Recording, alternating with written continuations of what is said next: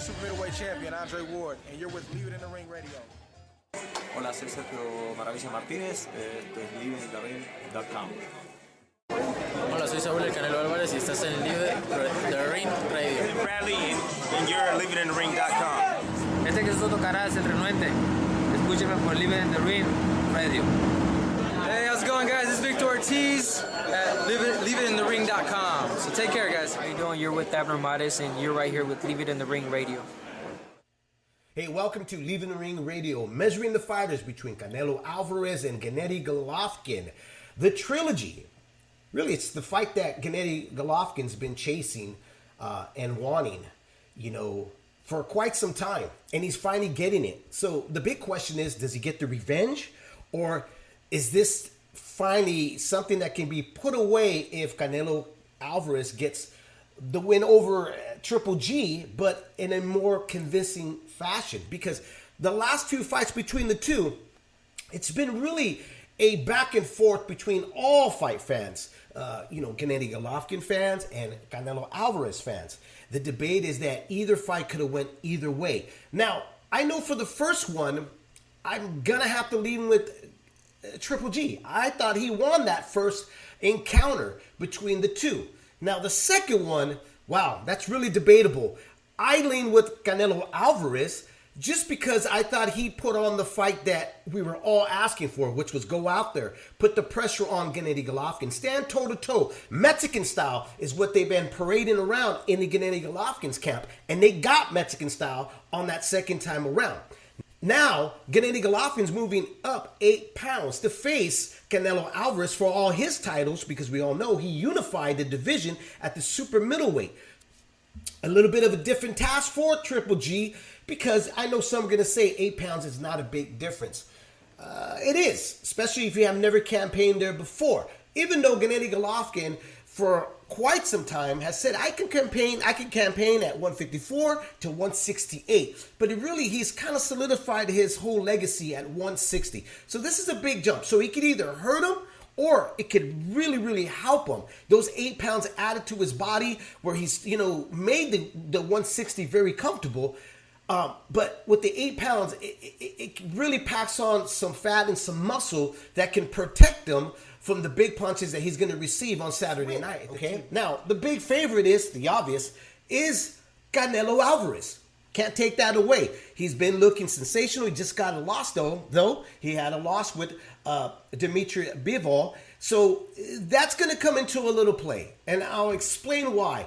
Because the fact is that some folks are looking at Canelo Alvarez that his mind still may be with that loss. Because he wants that revenge. He wants that Bivol revenge really, really bad. So he may be overlooking Gennady Golovkin, but I don't think he will.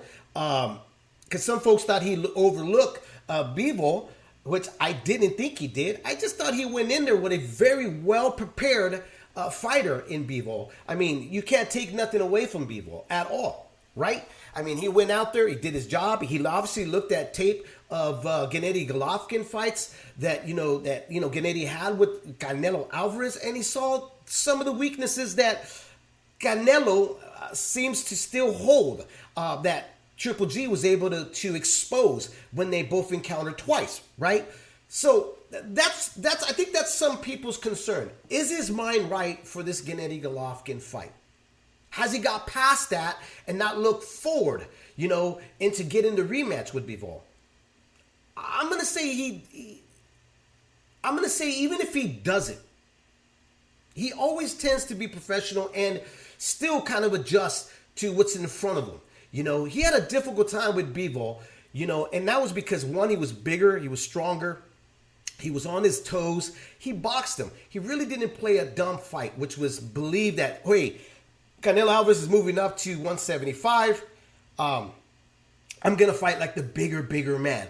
He fought a very cautious, strategic fight against Canelo Alvarez. At 168, we saw Canelo be more comfortable. We saw him be more fluid with his punches. And we've seen him just become much more of a whole fighter, stronger fighter. But still, there are things there that he can't do against Gennady Golovkin. Now, before I get into the do's and don'ts, let me tell you a little bit about Gennady Golovkin. Okay, his last fight with Murata we saw a guy still, I mean, for the last 3 or 4 fights, everybody's been saying he looks old, he looks slower, he doesn't look like he has that chin resistance anymore. He almost seems like even when he fought Dermanchenko, that the right punch to the body or the right punch to the chin could possibly stop him, hurt him, or drop him. Dermanchenko was very close of hurting him if the ref didn't jump in, and kind of put the fight at a pause.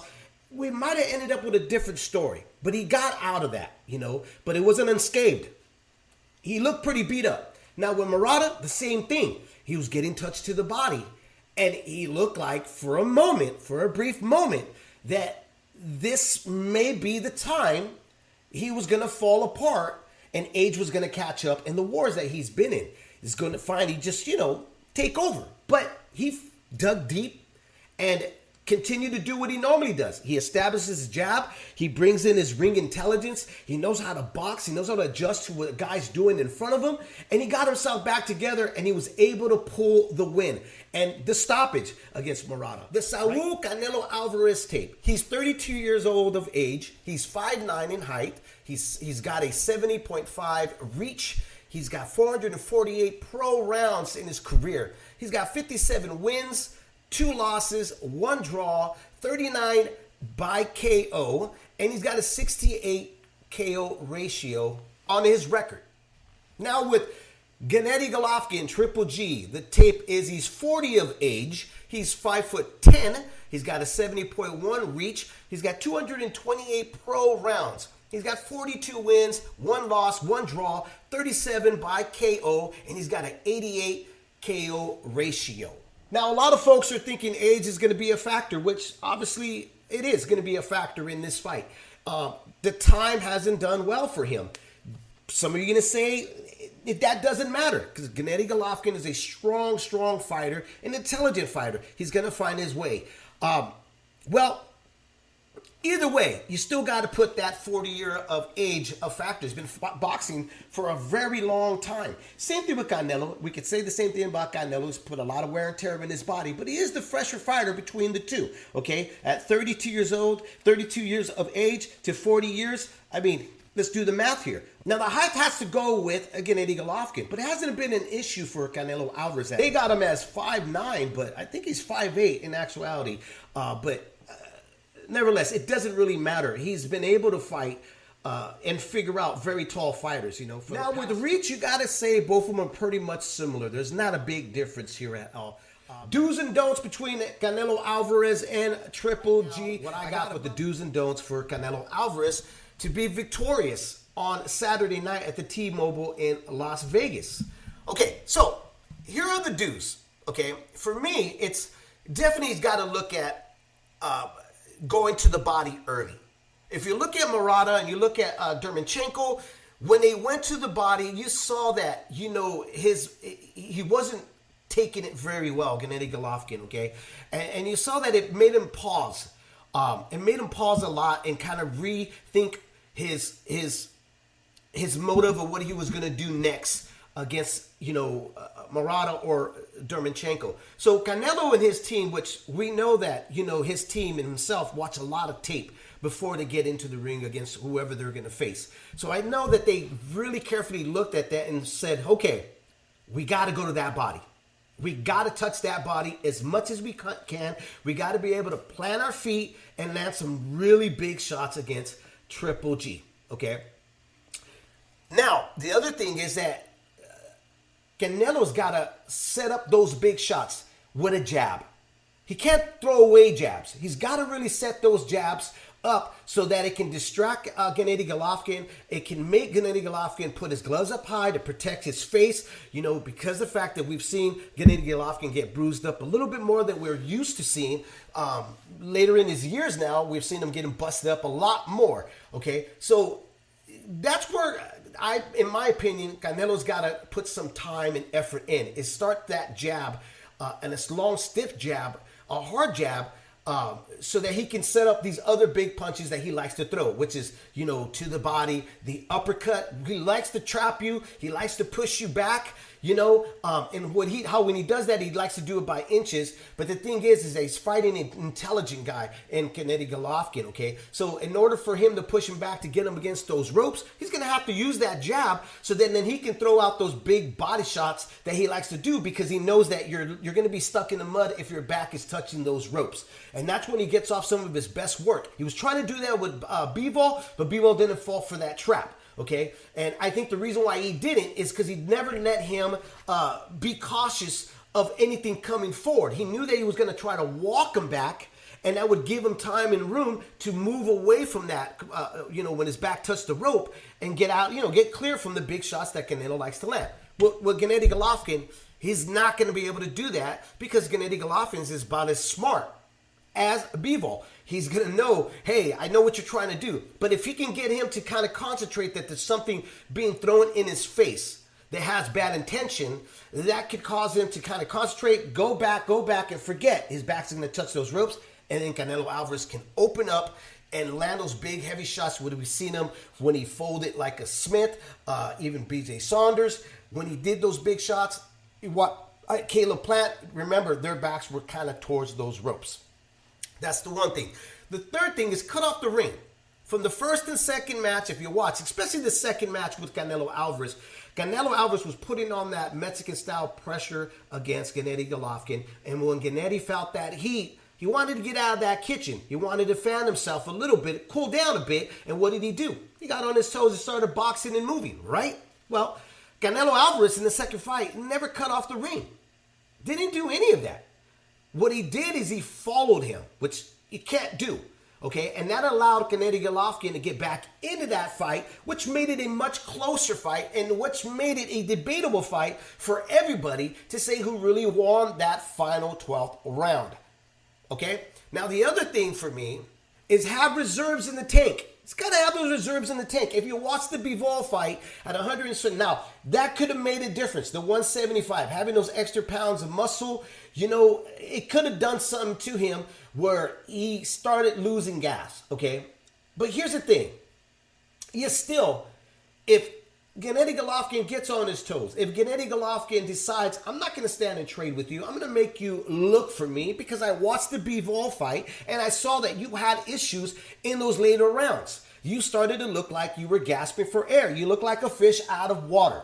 Well, that's where Canelo's going to have to pace himself. He's going to have to know when to give rounds away, okay? Now, a lot of times, people watching fights, they'll see a guy throw a round and say, like, he's done, he's tired, he doesn't want to fight anymore, okay? But an intelligent fighter will know, hey, I need to give up a minute or two. I need to, throw some rounds. So that's how they control the fight, okay? How they control that fight, though, and give themselves some rounds or some minutes to breathe is by that jab. Because it makes the other fighter cautious. That's why we go back to the jab. He's got to use that jab. He's got to, commit to that jab because he can actually get some breath in between and he can rest in between those seconds of those minutes in those rounds. So going back, he needs to have some reserves in the tank for those last final championship rounds. Now, the don'ts. What Canelo can't do, and I don't want to see him do, is what he did in the second half of the second fight, which is what I just mentioned earlier. Follow. Didn't cut the ring off. He followed Gennady Golovkin. What did he do in the Bivol fight at 175? He followed Bivol. He didn't cut the ring off. He got in love with his power. Okay? He got in love with his artwork and what he did against Gennady Golovkin in the rematch, and then what he started doing, what he started trying to start to do with Bivol, which he wasn't able to get off. He falls in love with his work and he sticks to it. He doesn't adjust. Doesn't adjust the way you should adjust. Okay, he makes the fight a lot closer. A lot, the judges start swaying the other way around, and he allows the other guy, which was Gennady Golovkin in the second fight, back into the fight. He can't do this time around. He's got to cut off the ring. Now that's something that Canelo Alvarez hasn't really needed to work on. Because the fact is that he's always fought guys that were counterpunchers and wanted to dance more or less in the ring. They didn't do it intelligently the way Bivol did, but they did it enough to make Canelo work for it. Canelo was able to walk him down and then finally catch him. Didn't really cut that ring off, okay, because the other guys, they were actually willing to put themselves back, okay? Gennady Golovkin won't do that. So if he gets on his bicycle like he did in the second fight, which I hate to say a bicycle, because to me, Gennady Golovkin decided to box. He decided to use angles, decided to pivot. He decided to make sure I'm not going to stand there with you, buddy. You're going to have to work for it, okay? And that actually bought him time for Gennady Golovkin, bought him time to rest, you know? And that's where I'm saying Canelo can't do that, can't afford that, okay? Can't afford to let him get back in the fight. If he's looking for a stoppage, which a lot of folks are thinking he may get the stoppage, well, he's going to have to cut off that ring, because when Triple G does find that he's in trouble, he's not going to be there to be hit. He's going to move. He's going to create, you know, pockets of air for him to get in some breath, to breathe in, to pull away. So he's got to cut off that ring. Okay, now the other thing I mentioned about the fact of what he did in mistake against Bivol. I'm hoping he doesn't do this again. And those are single shots. He likes to fall in love with single shots. He fell in love with his power. He's got to remember, he's got two hands. And he's also got to work both hands. In order to hurt Gennady Golovkin, which, here's the thing, Gennady has a great resistance. He's able to recoup right away when he gets hurt. It takes him a few seconds, but those few seconds, you know, if you're only doing single shots, those few seconds can be a whole minute for him to recoup, you know, and get himself back into the fight. So single shots he can't do, which goes back to what he has to do, which is jab. He's got to jab. He's got to be in his face. He's got to cut off that ring. He's got to make sure if he's going to touch the body, he's got to touch the head. Which leads me to the next thing. Don't be a headhunter. Remember, there's a whole body, not just a single head. He did it in the second fight with Triple G. He didn't invest enough with the body. He stayed with the head. He sometimes falls in love. Or what he could do is fall in love with the body and forget that there's a head, okay? He's got to mix it up in this fight. If we're going to get the stoppage, he's got to mix it up in order to kind of secure a stoppage, okay? It's not too far-fetched to get the stoppage, but the thing is that he's got to mix it up. He didn't do that in the second fight. He became a headhunter. He became a pressure fighter. But then he forgot about everything else. He forgot he had legs. He forgot he had two hands. And that cost him a very, you know, controversial win. Got the win, but it was still very controversial. And that's why we're getting the third fight. Because a lot of people feel, hey, there was no justice for Gennady Golovkin. So this is my list of what Canelo's got to do in order to have this victory, to finally erase the first and second fight, to finally say, okay, I got it done. I sealed it and I delivered it. Those are my due lists for him. All right, let's move over to Gennady Golovkin here. Got a couple of things. Okay, he always establishes his fights with his jab. He's got to do that exactly. You know, he can't change the plan. He's got to go out there with a jab against Canelo Alvarez. It worked for him in the first fight, worked for him in the second fight. It's worked for him against Dermanchenko. It's worked against Rose. It works for Murata. It works. I expect him to go out there and do what he always does, which is what? Fight off the jab. He sets everything off the jab. He sets the tempo with the jab. He does everything to set his big power punches with the jab. So the one thing that we haven't seen from Gennady Golovkin, which he did very early on in his career against subpar opponents, is the body work. Abel Sanchez asked him for the body work numerous times in the first and second fight when they face Canelo Alvarez. Well, he's got to bring that back to life. Somehow he's got to bring that back from the dead, because we haven't seen that body work from Gennady Golovkin at all. And in my opinion, to slow down and take some of the steam off of Canelo's pressure and power, he's got to go to the body. It would knock the rhythm off of Canelo when he's coming forward.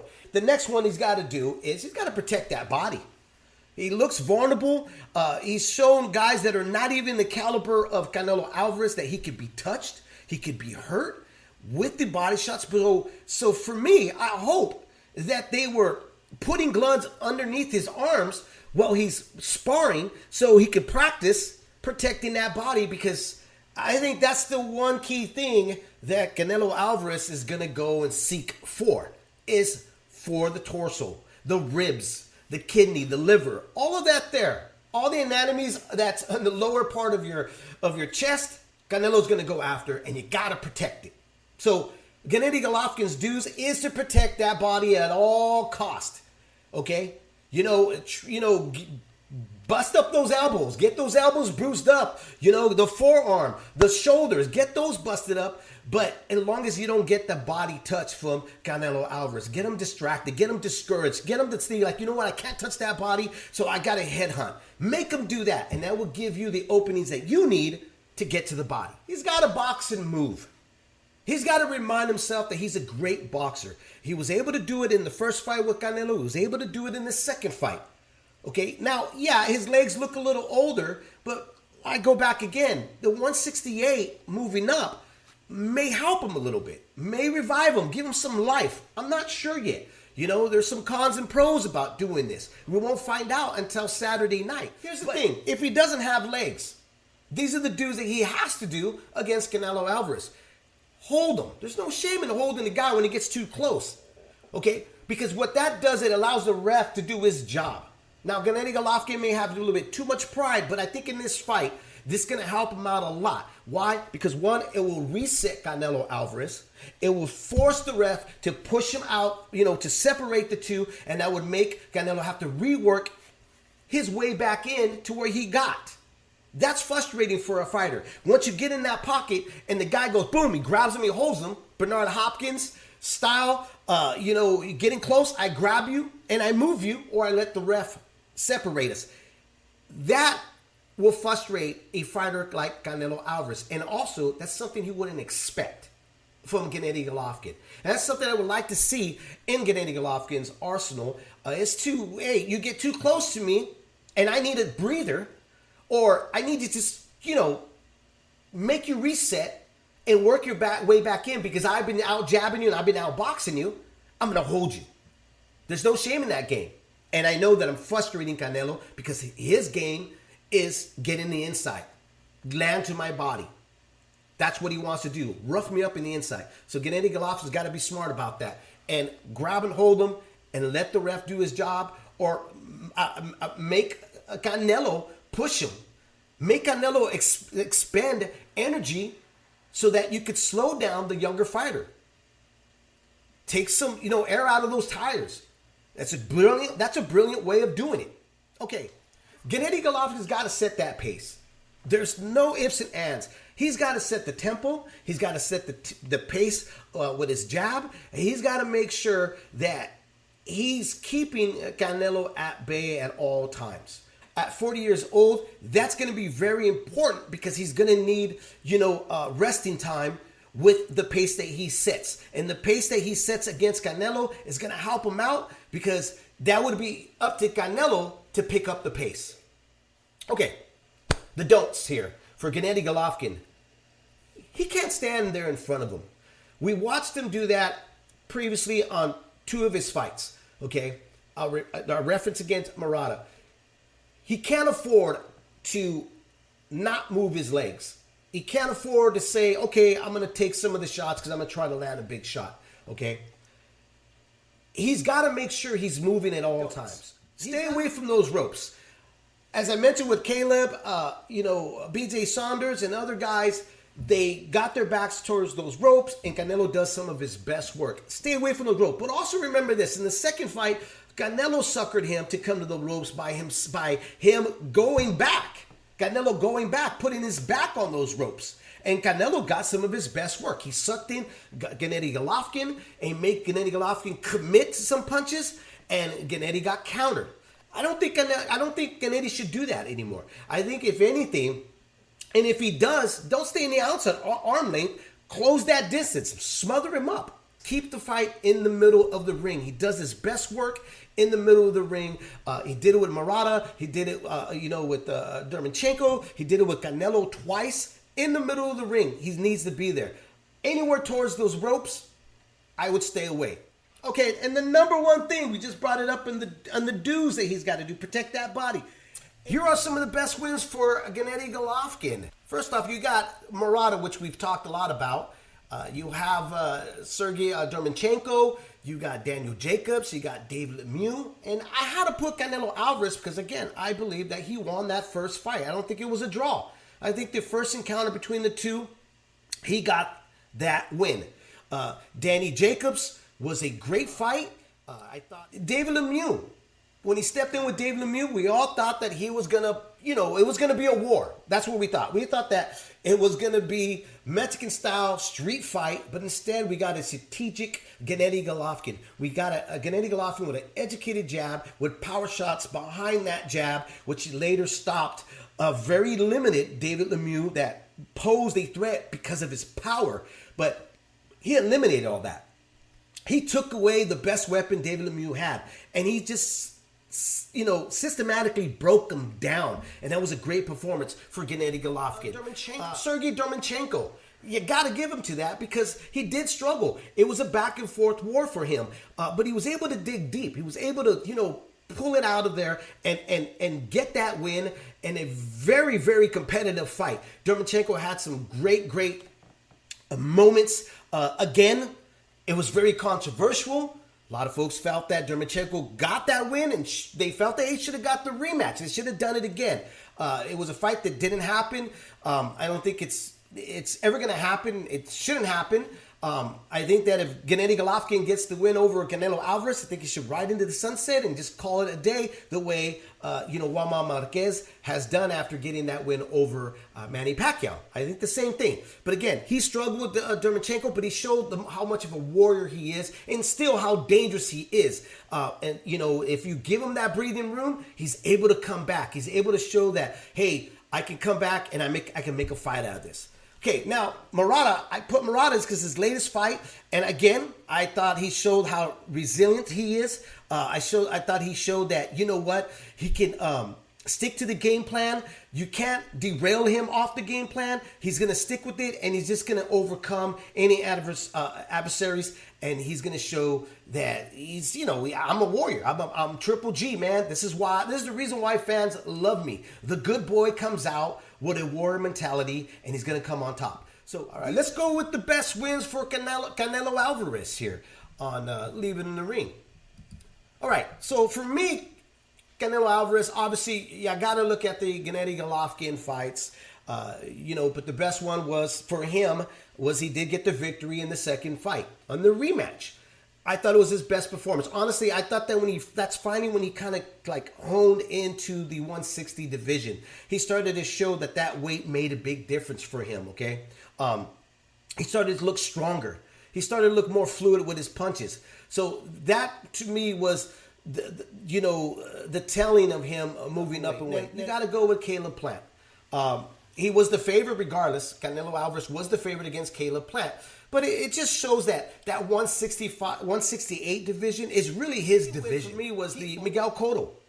He boxed him. Miguel Cotto really couldn't get off a whole lot against the bigger Canelo Alvarez. But it was to me, it was the more high-profile name was Miguel Cotto. Okay, I was disappointed he didn't stop Miguel Cotto. But I still think that 160, he still hadn't settled in. He still didn't settle into that mass that he had to gain at 160. So I still think that he was figuring out. He was still figuring out his weight. He was figuring out, how do I adjust to this new division? Okay, and he got a really small 160 fighter in Miguel Cotto, which it benefited him. But to me, it was still good because Miguel Cotto is a boxer. He is a puncher. He's a mover, a very intelligent guy. But Canelo was able to outsmart him and outsize him. Now, the other one is Billy Joe Saunders, because you have to admit, the first couple of rounds with Billy Joe Saunders, he made Canelo work for those rounds, okay?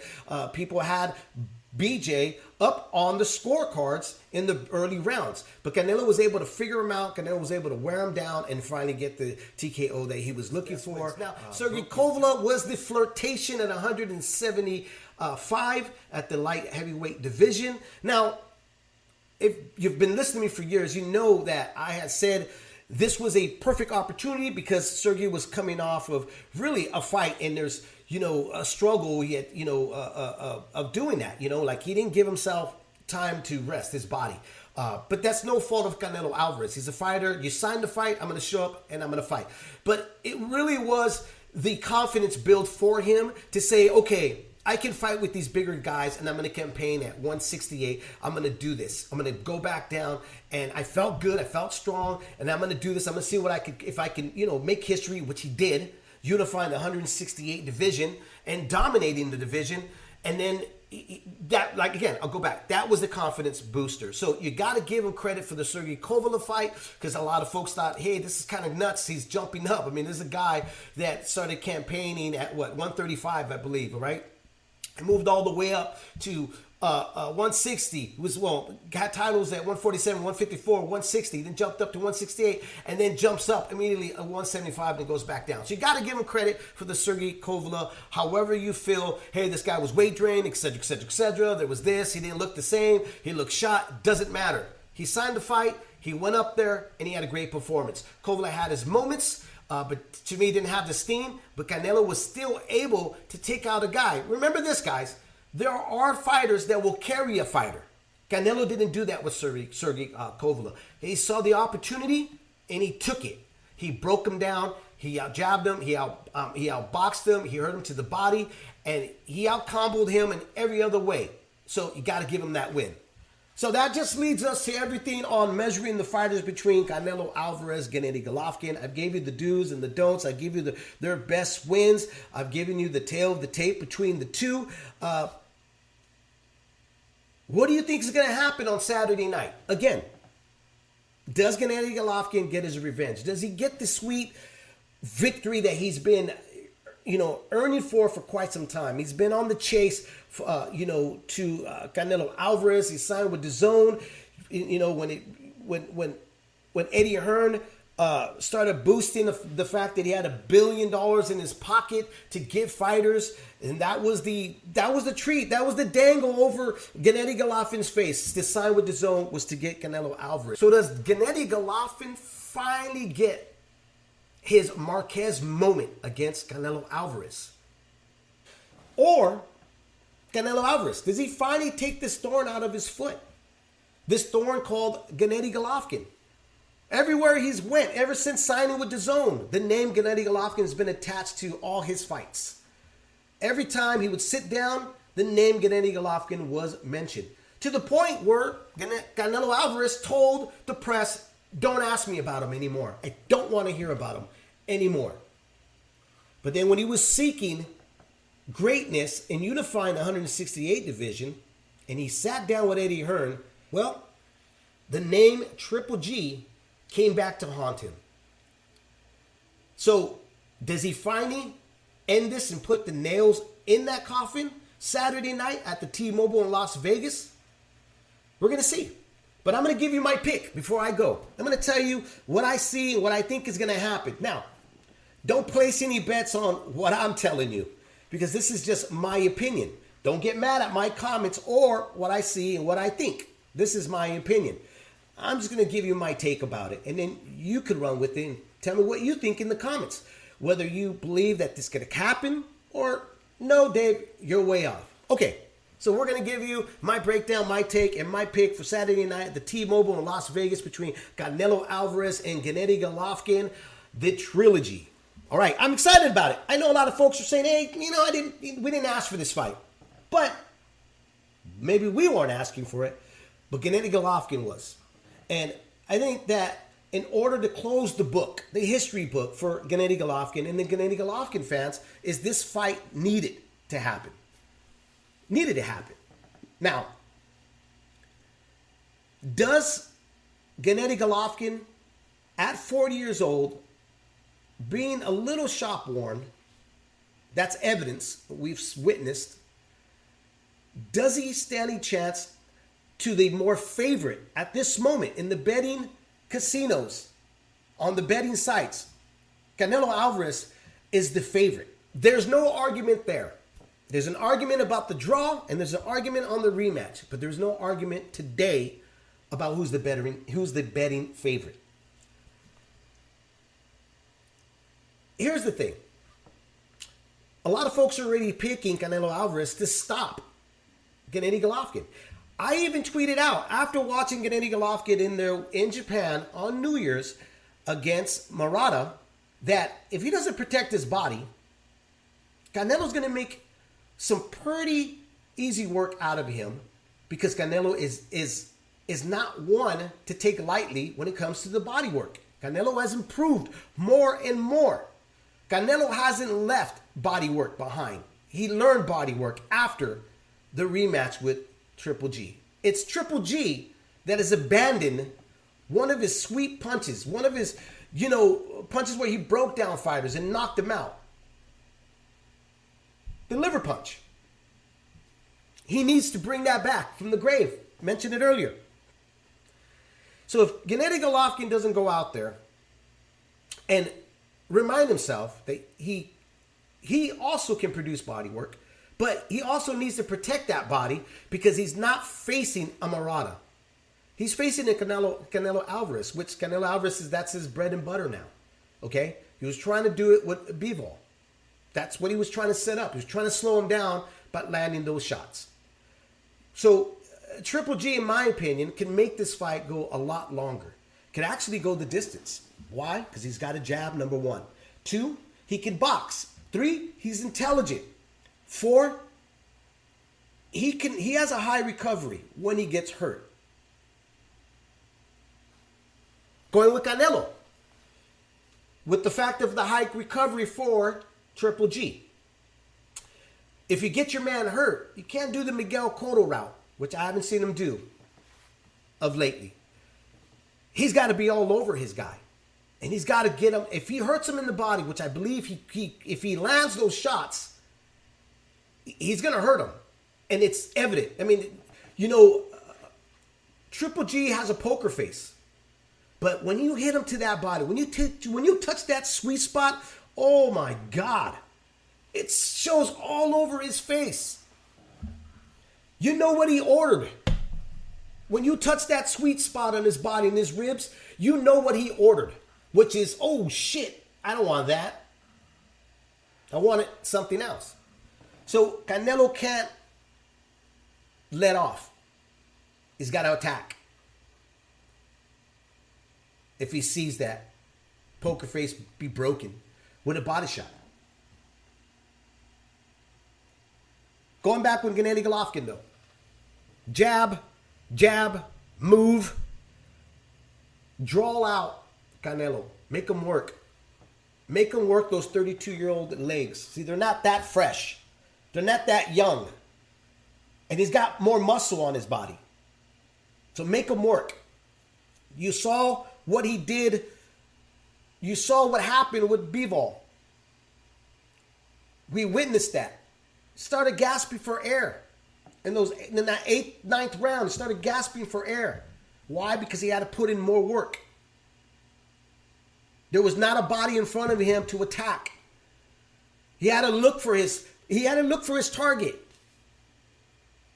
So if Gennady Golovkin can do that, he could draw out the fight and can make it to the 12th round. Now, can he hurt Canelo? Well, if you couldn't hurt him in the first and the second, fight, I just don't believe he can hurt him at all.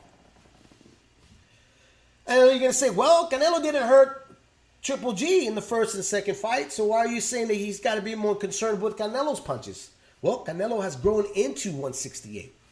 Canelo has shown that he can damage you. And Gennady Golovkin's moving up. 8 pounds?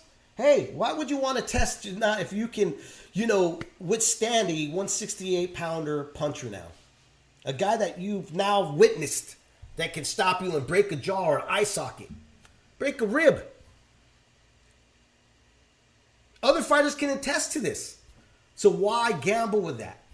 You don't want to gamble with that. What you want to do is you want to go back out there again and did what worked for you the first time. But you got to add a little bit more. And it's not a whole lot that Gennady Golovkin's got to add to. What I mentioned on the do's and don'ts, there's not a whole lot. There's little tweaks here and there that he's got to do to survive the 12 and to outpoint and outbeat Canelo Alvarez. He's got to do that early. He can't allow Mexican style to take over and him believe he's got Mexican style too. It's worked. Mexican style for Gennady Golovkin has worked with lesser fighters, but it didn't work on the rematch against Canelo Alvarez. When you finally pissed off Canelo Alvarez, when you finally were saying you and Abel Sanchez, you won't stand there, you won't trade, he doesn't want to fight like a Mexican, he disgraced Mexico, then Canelo goes, okay, well shit, let's do it. Let's fight Mexicano. Come forward. I don't think that's a great idea to do at 168. I think what you do is you go back to the second half of your rematch with Canelo Alvarez and you look at that very carefully, and then you look at the Bivol fight and you say, okay, here's a recipe that has some works for me in it. Here's a recipe that looks like, not even look like, it's worked. I almost had this recipe at a perfect in that second fight, but I waited for the later half. I got to start that half from the first round on and just keep it that way. Don't look for a KO. Don't look to try to, you want to hurt Canelo enough to pause him, to reset, but but I wouldn't overcommit. I can't stress, don't overcommit, because when you overcommit, you're going to stand there too long. Don't want to see that happen. Now, going with Canelo Alvarez, my take about this, he's got to go to that body. But he can't do it with one shot.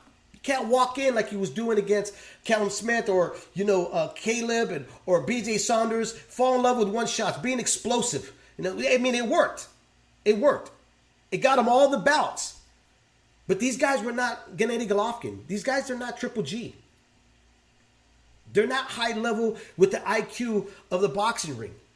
Sorry, they're just not. That we have to admit. This is a different breed. And he's familiar with Canelo Alvarez.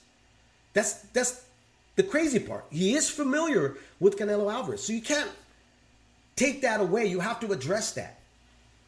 And so does Canelo. He's got to address that. He's got to go back and look at what he did wrong in the second half of their encounter to the Bivol fight. Because again, Bivol ripped a page off of Gennady Golovkin in the second half of their fight with Canelo. He took that page and he ran with it, and it worked. So Canelo can't afford to do that again. Can't be a headhunter, which we haven't really seen. He's fallen in love with his body shots and uppercuts, but he's got to mix it up with that jab. I can't stress that enough. I think he needs that jab, because just like I said on the dues for Gennady Golovkin about setting the pace, Canelo's got to set his pace. Canelo's got to force Triple G to move back. He's got to push Triple G back to those ropes. Trap him at those ropes. Make those old legs say, I need a rest time. So I'm going to walk myself back to the ropes. And remind Gennady Golovkin is, you're an old man. You've been in a lot of wars. Dermachenko hurt you. Murata, who's not even on my level, hurt you. I'm going to hurt you. So if you do come with a game plan of being smart and outboxing you, I'm going to cut the ring off. I'm going to hurt your body. I'm going to come forward and I'm going to bust you up. I'm going to bust your arms. I'm going to bust everything up. So my take is that I don't think Gennady Golovkin has the legs to move. Don't think he has the legs to box. I think he's going to have to stand and trade. I think he's going to have to fight his way out of a situation that he's going to get in with Canelo Alvarez. And I think that if anybody's going to fight on emotions that night on Saturday, it's going to be Canelo Alvarez, because there's a lot of unsaid things that need to be answered between the two. Okay? The whole accusing of PED usage, which wasn't PEDs, okay? The whole, he's scared of me, he doesn't want to face me, and really the whole media chasing down Canelo Alvarez about when you're going to fight Triple G for a third time. So I see a lot of motions there for Canelo Alvarez to go out there. I see Canelo Alvarez trying to target for a KO. Gennady Golovkin can use that for his advantage. Could really use that. Because when a guy gets in his head, I want to knock him out and I want to hurt him, he forgets about all the other tools that he has in the shed. But my thing is, can Gennady Golovkin do that for 12 rounds? Can he fight a perfect fight against Canelo Alvarez the way Bivol fought against Canelo?